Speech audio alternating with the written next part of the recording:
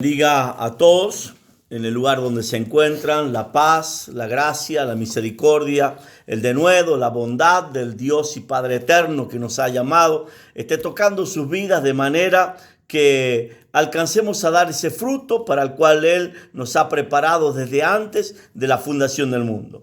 Quiero en esta oportunidad compartir con ustedes un texto de la palabra de Dios que se encuentra en el libro de San Lucas, capítulo 11, desde el verso 1 en adelante. Durante estos últimos meses he recibido mensajes de Argentina, de España, donde la gente me pide que ore por ellos para cambiar la situación que están viviendo. Y en muchas oportunidades me preguntaron, he notado que mi oración no tiene respuesta. No logro que lo que yo le pido a Dios se materialice en medio de mi matrimonio, de mi casa, de mi empresa, de mis negocios. Mucha gente hoy aquí en Argentina, como también en Europa, están pasando crisis económicas muy fuertes, al punto de que muchos están entrando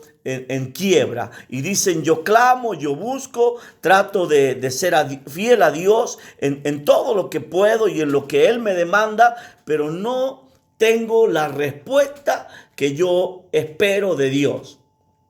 Y yo quiero llevarles en esta oportunidad esta historia, este acontecimiento, este hecho que se manifestó entre un discípulo de Jesús y el mismo Rey de Gloria. Y dice en el versículo 1, aconteció que estaba Jesús orando. Estaba allí clamando al Padre, intercediendo delante del Padre, hablando con el Padre en un lugar. No dice si era el Monte de los Olivos, si era un lugar específico, si era a orillas del mar, como acostumbraba. Simplemente estaba en un lugar, se había apartado. Recordemos que la noche en que Jesús fue entregado, se apartó a orar y luego Él les reclama a los discípulos: no pudieron orar una hora conmigo, no pudieron estar delante de mi Padre clamando por lo que yo voy a vivir en las horas que vienen. Y ese lugar que no está especificado era el lugar donde Jesús había determinado que estaría a solas con Dios. Este mismo relato se manifiesta, está expresado, escrito en el libro de San Mateo, capítulo 6, donde Él dice: cuando oréis, entrad en un lugar secreto, cerrad la puerta y tu Padre que ve en lo secreto te responderá en público. En otras palabras, la oración es el momento de desnudez del hombre hacia Dios, donde yo veo desnudo a Dios y Dios me ve desnudo a mí. Entiéndase lo que estoy hablando, donde nada oculto tengo yo para los ojos de Dios, y espero en mi manifestación que Dios se quite el velo, se manifieste en su esplendor delante mío. Y dice la palabra de Dios: y cuando terminó de orar, uno de sus discípulos le dijo: Señor, maestro, amo, dueño, Kyrios, máxima autoridad. Eso es lo que significa la palabra Señor. Yo necesito que me enseñes o enséñanos a orar.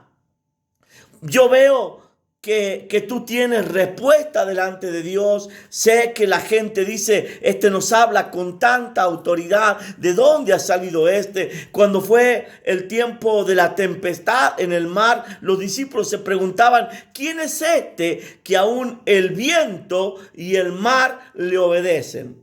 Y este discípulo se presenta delante de Jesús diciendo: yo quiero eso. Yo quiero que en el momento en que yo clame, Dios me responda. Yo quiero que en el momento que yo hable, el oído de Dios esté inclinado. Yo quiero que en el momento en que yo hable, los ojos de Dios estén sobre mí. Y ahí es donde yo tengo que hablarles acerca de lo que habla la palabra de Dios. Y nos dice que los ojos de Dios están puestos sobre los fieles de la tierra, tierra y sus oídos atentos al clamor de ellos. Está bien, Dios, pero yo quiero la respuesta. Señor, necesito que tú me enseñes a orar. No quiero tener un diálogo con la nada. No quiero tener una oración conmigo mismo. Quiero que tú me digas cómo yo llego al mismo trono de Dios para que el trono de Dios se conmueva y lo que yo estoy pidiendo, Dios me lo dé como respuesta. Y dice la palabra de Dios en el versículo 2, y les dijo: cuando oréis, cuando te determines a hablar con Dios, cuando entiendas que ha llegado tu momento de pedir una respuesta, acuérdate el día que aquel joven llamado Salomón recibió la noticia de que él heredaría el trono de su padre y tendría que gobernar sobre aquella tremenda nación de los judíos o de Israel. Él en ese momento entiende que él no está capacitado, que no tiene lo suficiente para reinar, y es el momento en que se da cuenta de que solamente Dios puede darle la sabiduría, la fuerza, la gracia y todo lo que se necesita para gobernar una nación. Y decide presentarse delante del Padre. Cuando la Biblia nos habla de oración, tenemos que entender que nos estamos presentando delante del Padre. Yo no puedo hablar con alguien si no me presento delante de ellos. O sea que oración viene implícita, ligada la manifestación de honra. La Biblia dice: no te presentarás delante de mí con las manos vacías.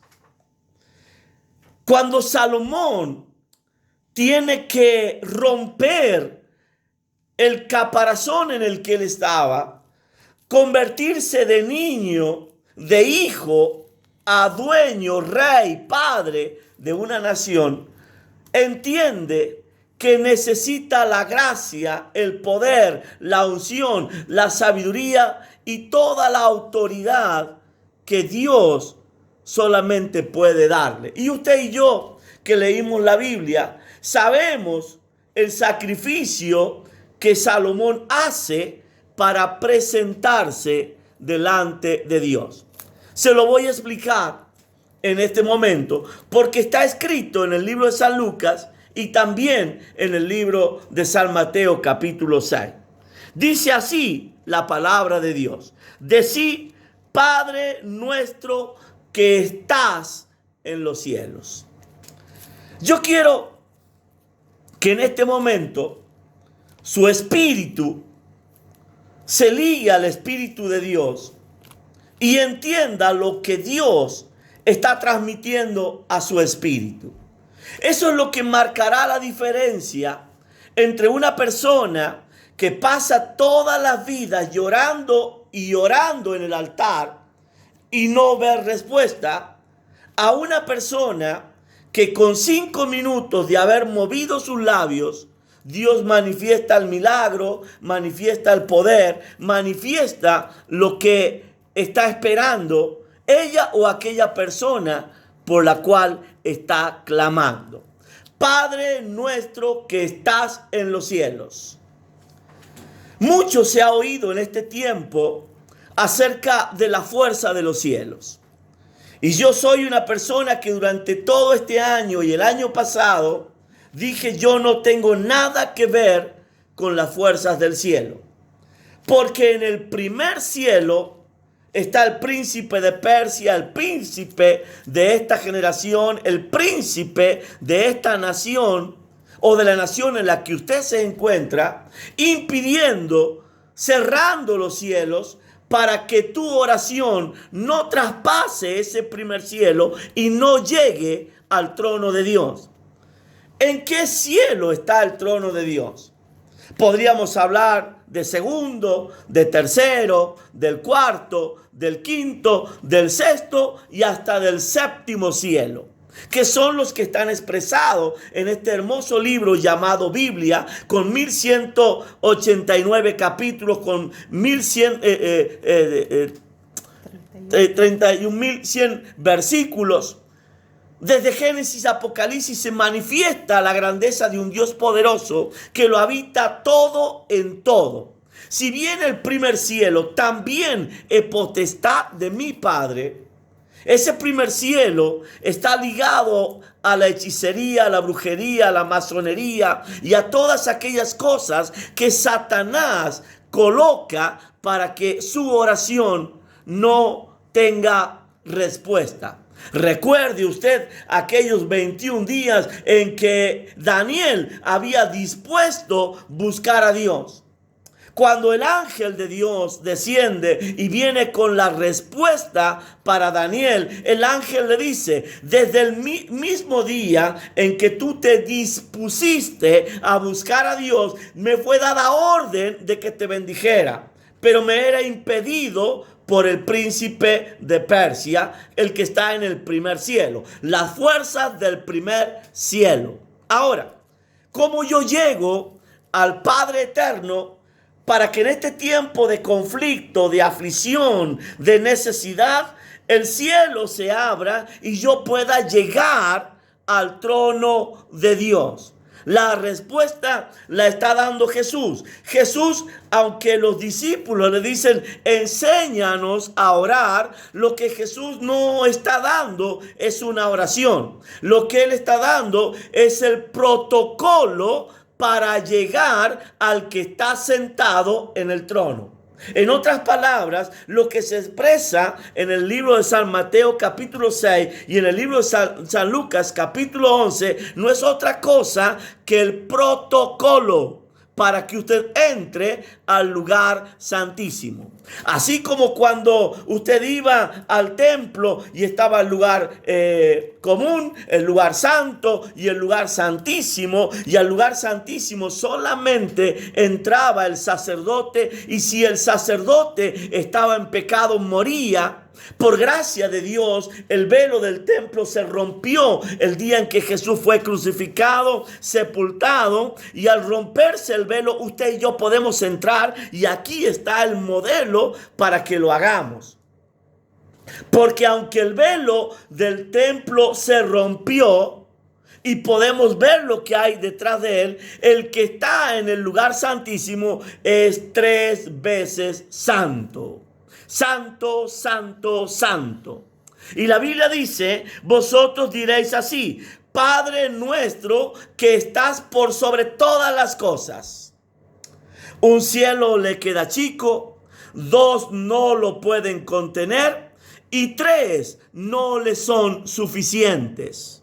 De hecho, la Biblia dice en el libro de Isaías capítulo 29 que Él está sentado sobre el círculo de la tierra, cuyos moradores somos como langostas. Imagínate la grandeza del Dios y Padre eterno que tú y yo tenemos, que la tierra, 510 millones de kilómetros cuadrados, para Él son semejantes a una silla.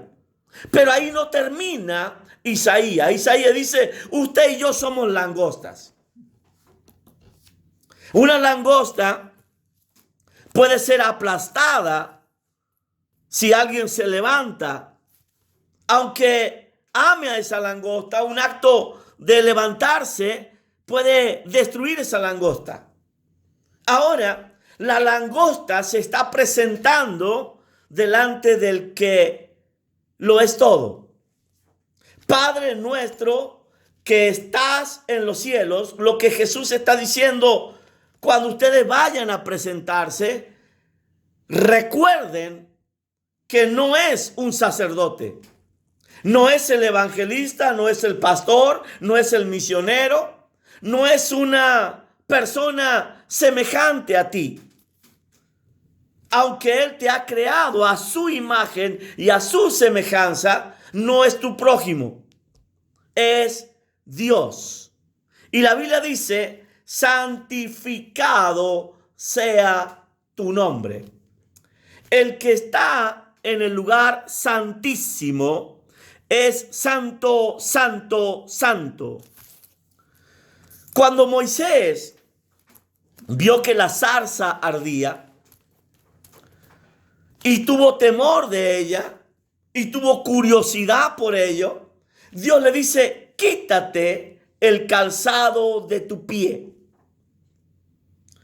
Si ese calzado pisaba el lugar santísimo, seguramente Moisés hubiera sido consumido, hubiera ardido y se hubiera quemado. La Biblia nos enseña de que Moisés vio la espalda de Dios, la espalda, no lo vio de frente, vio la espalda de Dios y cayó como muerto. Entonces, cuánta temor, cuánta sabiduría y cuánta misericordia de parte de Dios para que en ese momento en que voy a entrelazar mi habitación, porque recuerde que Jesús dice: métete en tu aposento, tu habitación, lugar de desnudez, lugar de descanso. Cierra la puerta. Y ahora se está conjugando mi habitación, el lugar de mi desnudez, el lugar de mis sueños, el lugar de mi descanso con el lugar santísimo. El velo está roto. Se enfrentan las dos situaciones. Uno que está luchando por ser santo al menos una vez y el que es 3 veces santo. Muchas veces yo compartí con usted la historia de Zaqueo, el hombre que procuraba ver quién era Jesús.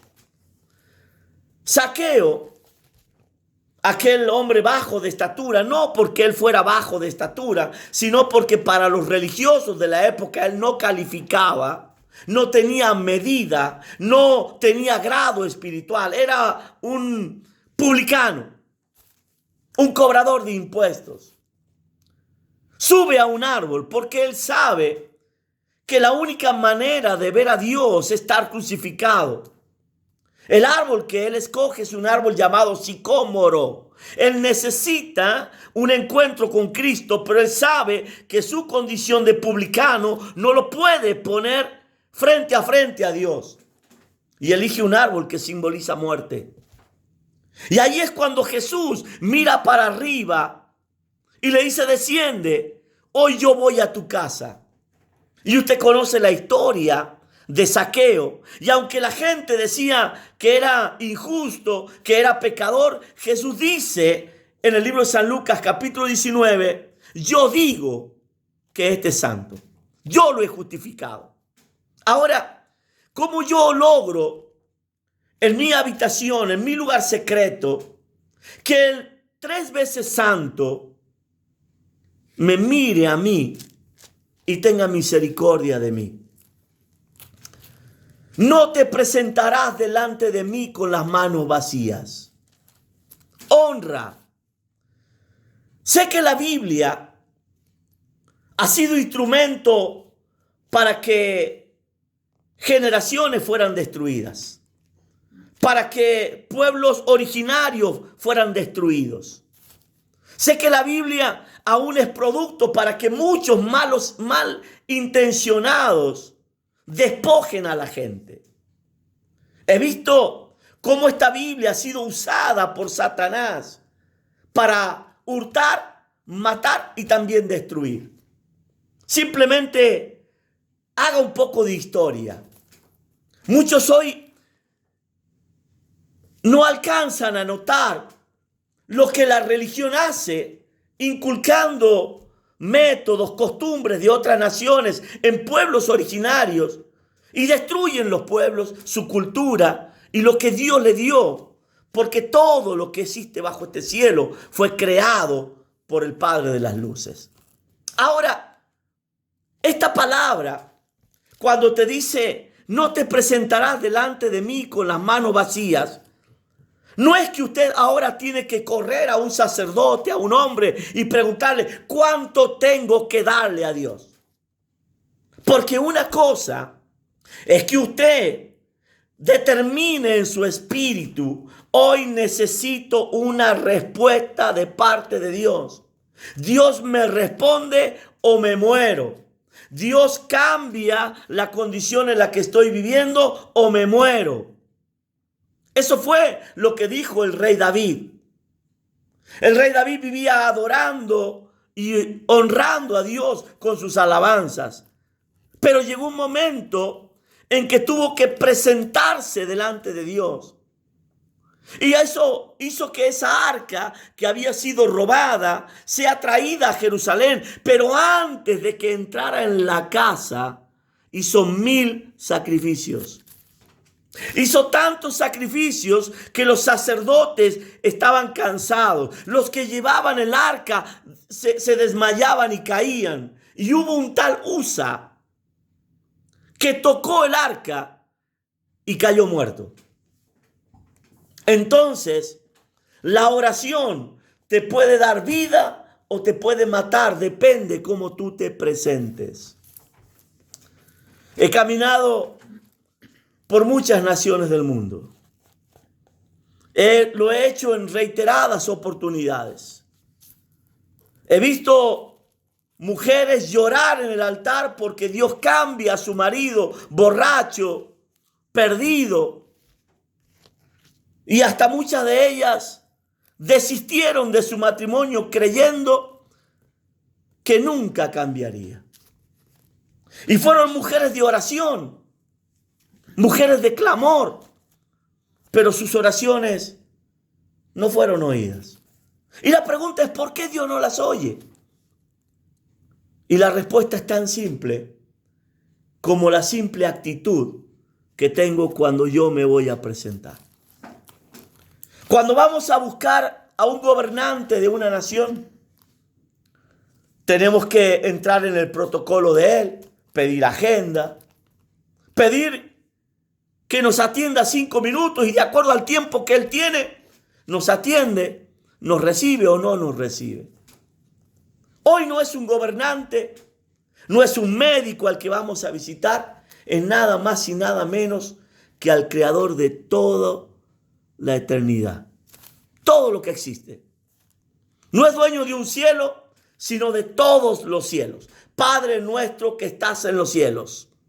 Y luego sigue: santificado sea tu nombre. Santo, santo, santo, santo. Estamos a muy pocos días de celebrar la Navidad, Natividad. Hubo 3 reyes que entendieron que venía un rey, el rey de los judíos. Esos 3 reyes caminaron, se dejaron guiar por el lucero y llegaron al lugar donde el Mesías estaba. Trajeron 3 regalos.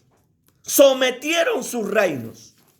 Entendieron lo que los judíos no entendieron: oro, incienso y mirra. Los 3 se presentaron con sus cargas. Oro, porque es Dios. A Dios se le da oro. Es rey. Los reyes se adornan con oro. Incienso, porque es Dios. Y mirra, porque Él vino a morir por mis pecados. La mirra es símbolo de la muerte. Ahora, esos 3 ofrendas llevaron estos reyes. Reyes de la humanidad rindiéndose ante el Rey de Reyes y Señor de Señores.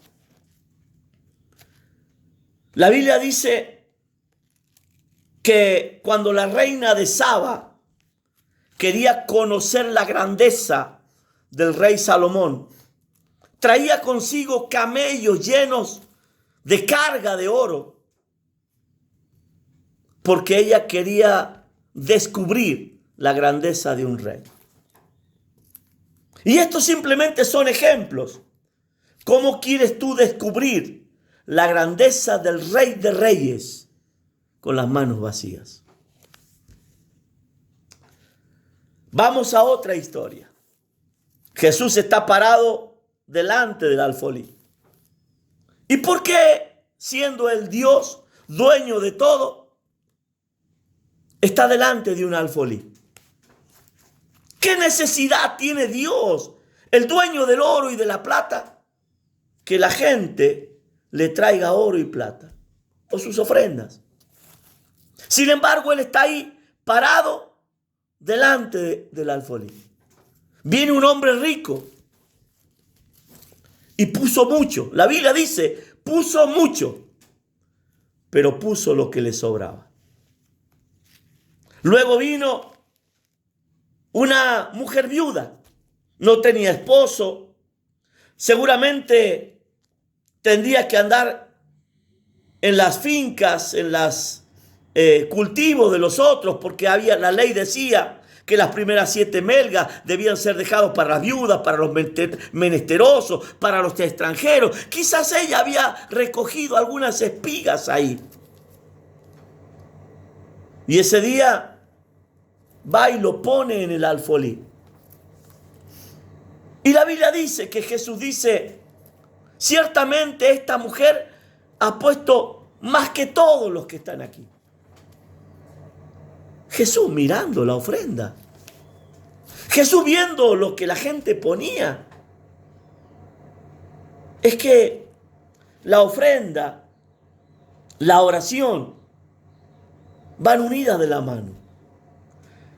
Si usted espera honra, Dios honra a los que le honran. Y los que le menosprecian serán tenidos en poco. ¿Cómo puedo yo santificar a Dios? El libro de los Salmos en el capítulo 119 dice así: ¿con qué santificará el joven su camino? Con guardar la palabra de Dios. Pero ¿cómo yo, ser humano, que lucho por ser santo una vez,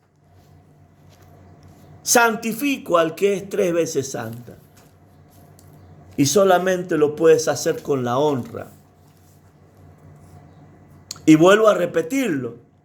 Dios honra a los que le honran. En otras palabras, Dios te va a bendecir si tú lo honras.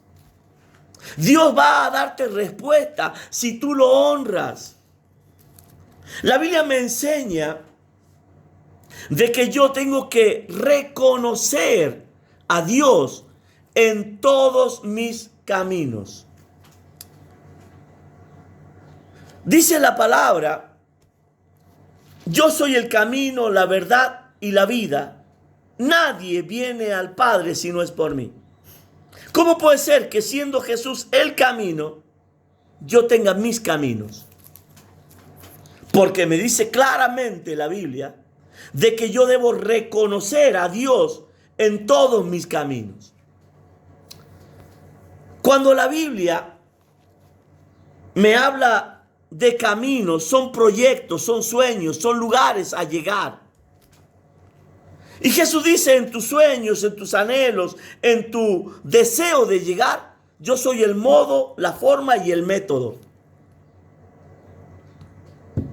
Ahora, cuando yo alcanzo a entender de que en mis caminos está mi empresa, de que en mis caminos está mi matrimonio, de que en mis caminos están mis negocios, de que en mis caminos están mis hijos, están mis nietos y tataranietos, entonces entiendo que el día en que Abraham, el padre de la fe, se presentó delante de Dios, fue tan grande lo que él hizo, que honró a Dios, conmovió a Dios, que Dios lo bendijo hasta 1000 generaciones. Cuando Zaqueo desciende de aquel árbol y lo lleva a la casa y habla con Dios, Él no solo le da la mitad de todos sus bienes, sino que luego hace una ofrenda por cada generación. Dice que Él reparte en primera, segunda, tercera y cuarta generación. 4 veces da Él de lo que Él entiende que vale una generación. Y ahí está bendiciendo su vida, sus hijos, sus nietos y sus bisnietos. Porque Dios visita la maldad de los padres sobre los hijos hasta tercera y cuarta generación. Entonces, con todo esto, cuando la Biblia me dice, cree tú y serás salvo tú y toda tu casa, ¿cómo lo llevo a la oración? Yo sé que si en este día yo tengo la capacidad de entrar en el lugar santísimo y conmover al santo, santo, santo, el futuro de mi casa está garantizado. Y ahí es donde se cumplirá la palabra de Dios. Y estas señales seguirán a los que creen. Y estas bendiciones te alcanzarán. En otras palabras, yo debo tener como prioridad en mi corazón, no mi necesidad. Porque Dios sabe de todas las cosas que tengo necesidad. Y quiere dármelas antes de que yo clame. Pero antes de que yo abra la boca, para abrir la boca tengo que haberme presentado. Yo no puedo entrarme a la mesa de alguien sin antes saludar y sentarme. No puedo entrar al lugar santísimo sin presentarme. Y la presentación que yo tengo, la forma de estar presencialmente delante de Dios, es la honra. Le vuelvo a repetir, Dios honra a los que le honran y los que le menosprecian serán tenidos en poco. Pasemos a otra historia. Viene un joven rico. Ese hombre se presenta delante de Jesucristo y empieza a hablar como hablan los discípulos. Maestro bueno, ¿qué he de hacer para heredar el reino de los cielos? Para entrar en el reino de los cielos. Jesús le dice, los mandamientos sabes. El joven responde, todo eso me ha sido enseñado y lo he guardado desde mi juventud. Jesús no le reprocha ni le llama mentiroso. Bien, el rostro de Jesús se alegró en ver un hombre fiel. Le dice ahora, una cosa te falta. ¿Quieres honrar a Dios y entrar en el reino de Dios? Ve y vende todo lo que tienes y dáselo a los pobres. Entonces, el joven se entristeció, se dio media vuelta y se fue. Jesús continuó diciendo, cuán difícilmente entrarán en el reino de Dios los que confían en sus riquezas. Con esto quiero decirte que cuando tú busques a Dios, debes creerle que le hay y que Él es galardonador de los que le buscan. Y que ninguna riqueza ni fuerza que tú tengas va a ser superior a lo que Dios puede darte. Primeramente, porque Dios no es deudor de nadie. En segundo lugar, porque no he visto justo desamparado, ni su simiente que mendigue pan.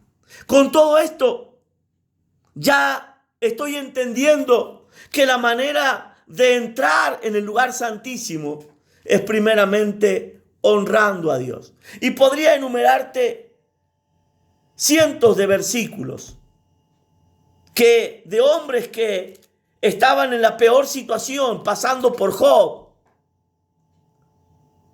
siendo transformados por el poder de Dios, alcanzando lo que ellos jamás creyeron. A todo esto tengo que decirte que Dios ha preparado para ti, para tu casa, para tu descendencia.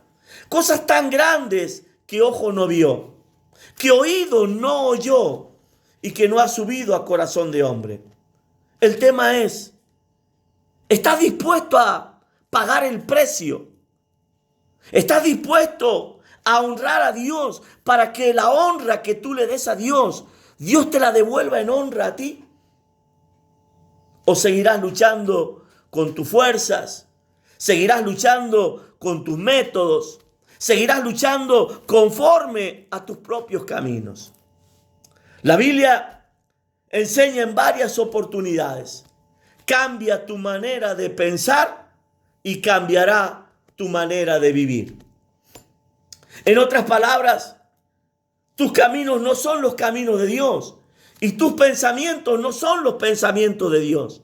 Y ahora está tu habitación y el lugar santísimo enfrentados.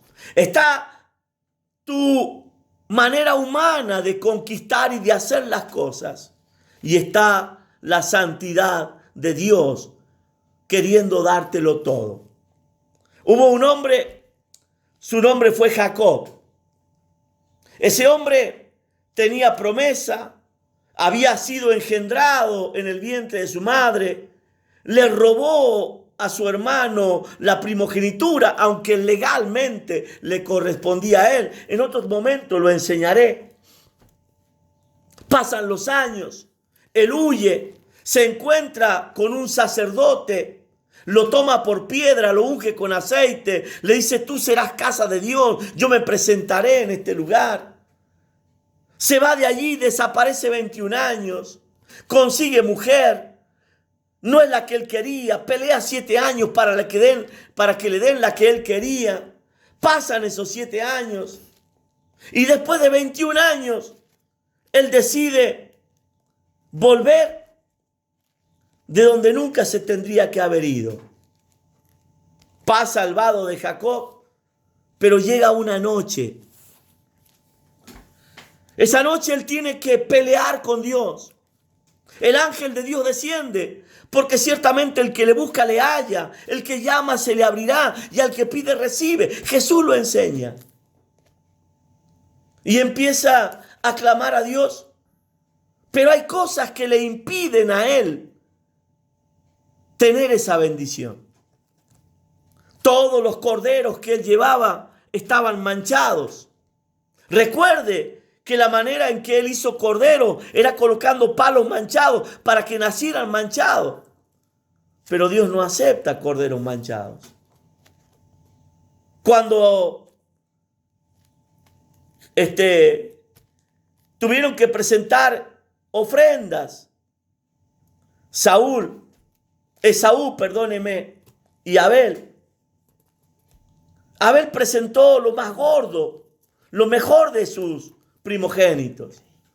Jacob no los tenía, era todo manchado.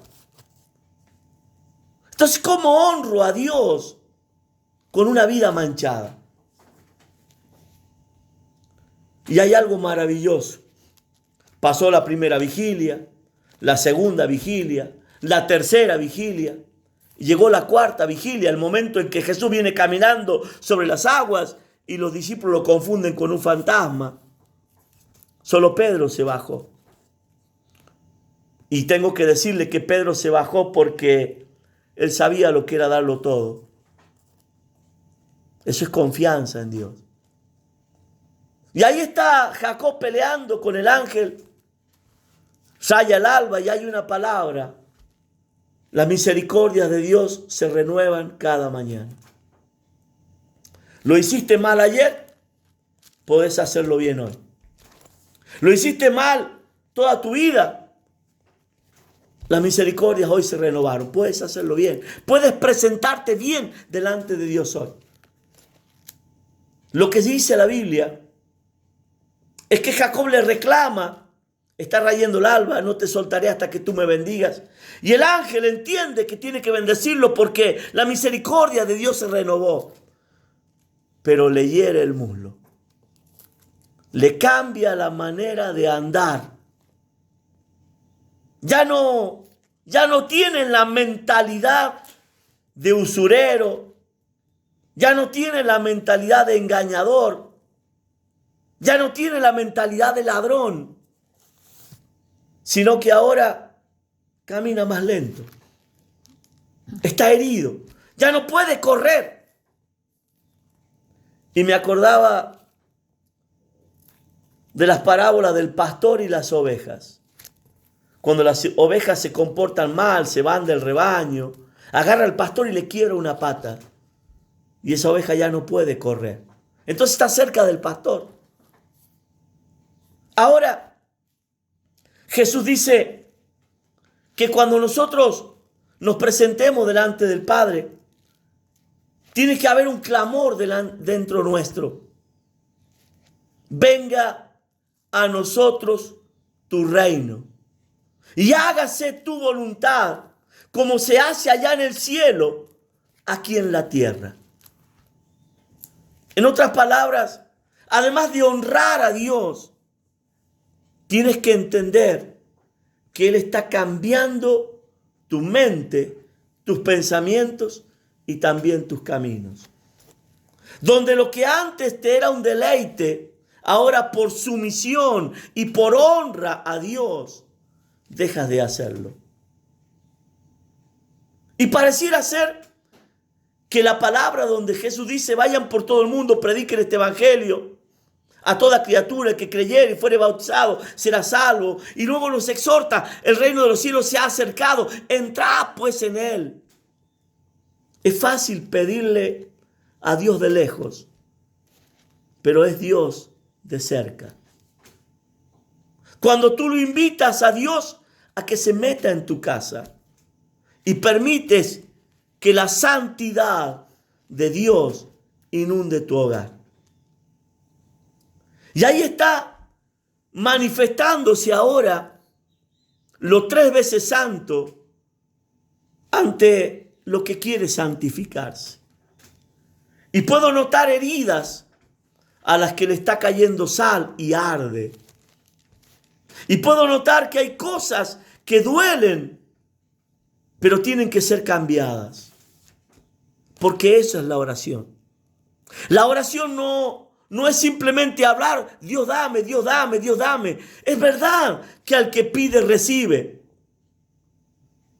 Pero quiero decirles que ese juez injusto que le dio a esa mujer simplemente dijo, con tal de que esta vieja no vuelva más, le voy a dar lo que ella pide.